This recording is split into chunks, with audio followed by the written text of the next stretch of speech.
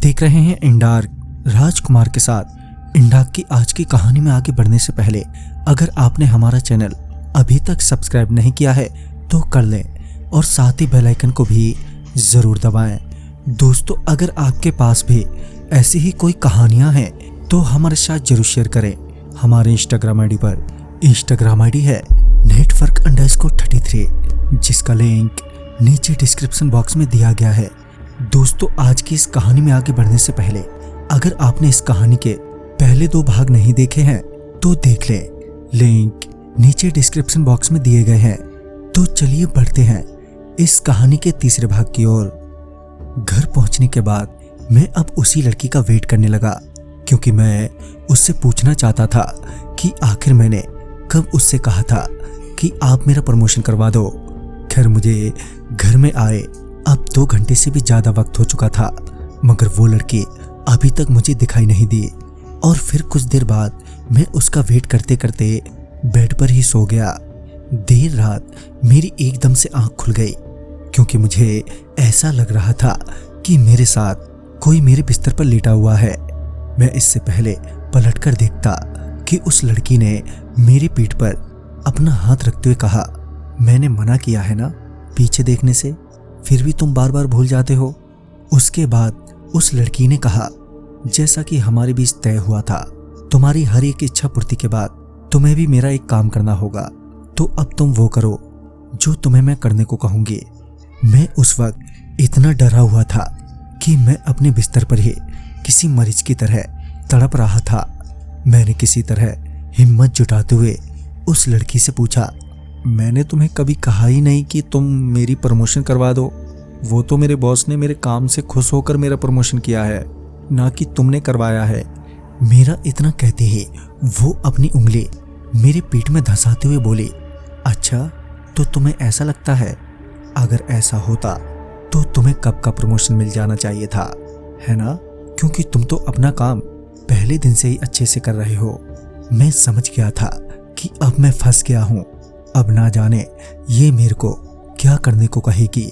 मैंने उस लड़की से बड़ी धीमी आवाज में कहा, अगर मैंने काम करने से इनकार कर दिया तो इस पर उस लड़की ने मुझसे कहा, अपने बेड के नीचे झांक कर देखो। जब मैंने पलंग के नीचे देखा तो पाया कि वहां बहुत सारे कटे हुए सर पड़े हैं, जिनकी आंखें नहीं हैं।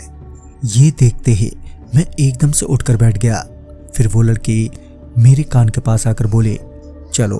जब मैंने उसके मुंह से चलो सुना तो मैं एकदम से बोल पड़ा, अभी इसी वक्त। मैंने इतना कहा ही था कि उसने अपने हाथों से मेरी आंखें बंद कर दी, जिससे मैं अब कुछ देख नहीं पा रहा था कि तभी जोरों की ठंडी हवाएं चलने लगी।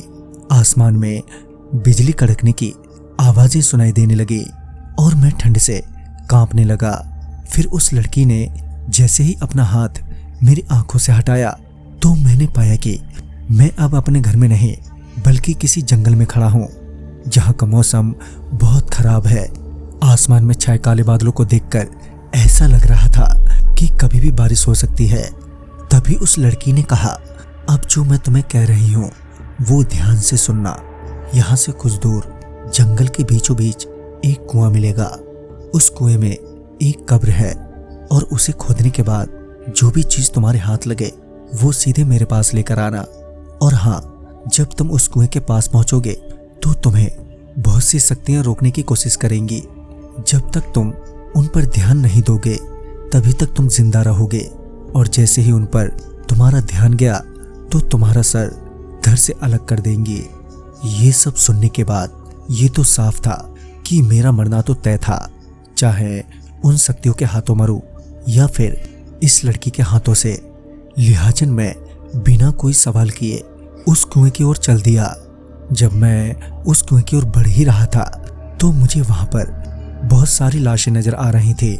कुछ तो बहुत बुरी तरह से सड़ ही चुकी थी, तो कुछ अभी भी ताजा लग रही थी।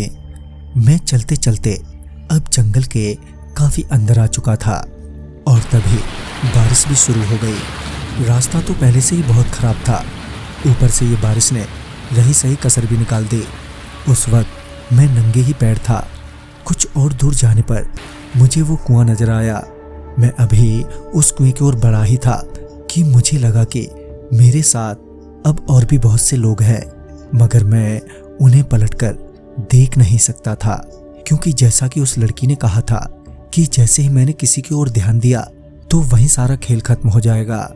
मैं उसी रफ्तार में चलता हुआ उस कुएं के पास पहुंचा। जब कुएं के अंदर झांक कर देखा तो वो कुआं बहुत ही ज्यादा गहरा था। मैं अभी यही सोच रहा था कि अब इस कुएं के अंदर कैसे उतरूं कि तभी पीछे से आवाज आई, अरे कूद जा अंदर, कुछ नहीं होगा।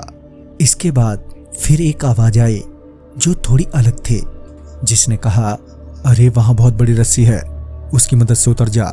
इसी तरह से वहां पर बहुत सी अलग अलग आवाजें गूंजने लगी थी।